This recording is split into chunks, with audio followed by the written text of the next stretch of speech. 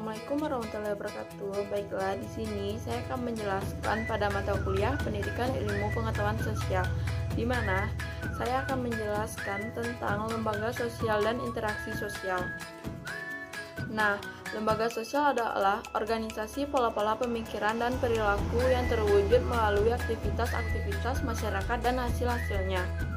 Ia terdiri atas kebiasaan-kebiasaan, tata kelakuan, dan unsur-unsur kebudayaan yang lain tergabung dalam suatu unit yang fungsional.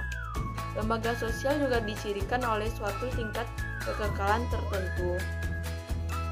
Selanjutnya, setiap anggota yang masuk suatu lembaga sosial akan terikat dengan peraturan yang dibuat dan harus dipatuhi.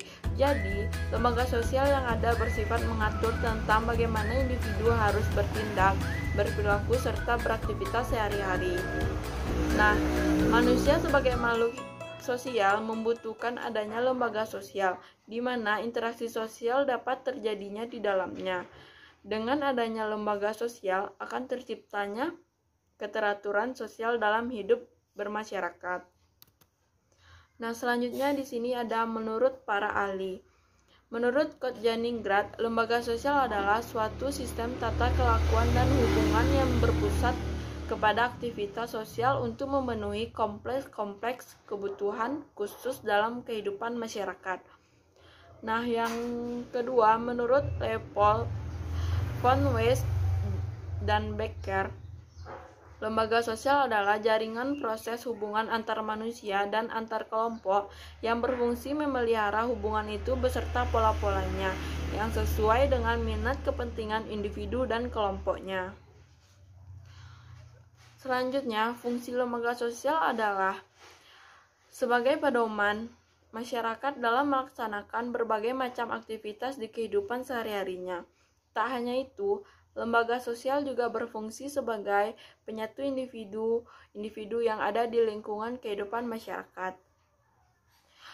Selanjutnya, interaksi sosial. Interaksi sosial merupakan suatu fondasi dalam hubungan di mana di dalamnya terdapat tindakan yang berdasarkan norma dan nilai sosial yang berlaku dan diterapkan di dalam masyarakat.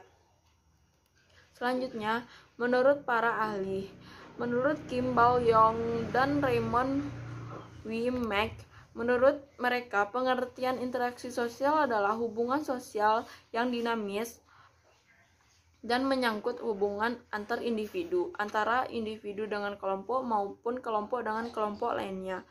Yang kedua, menurut Philip Zelnick dan Leonard Bloom, menurut mereka arti social interaction adalah proses tindakan yang dilandasi oleh kesadaran adanya orang lain dan proses respon terhadap tindakan orang lain tersebut. Nah, selanjutnya ada ciri-ciri interaksi sosial. Yang pertama, terdapat pelaku sosial yang lebih dari satu orang. Proses social interaction hanya dapat terjadi ketika terdapat lebih dari satu orang. Nah, yang kedua, terjadi proses komunikasi antara pelaku sosial dengan memakai simbol-simbol. Komunikasi antar pelaku interaksi dapat dilakukan dengan cara lisan, isyarat, dan gestur tubuh. Nah, yang ketiga, terdapat dimensi waktu atau masa lampau.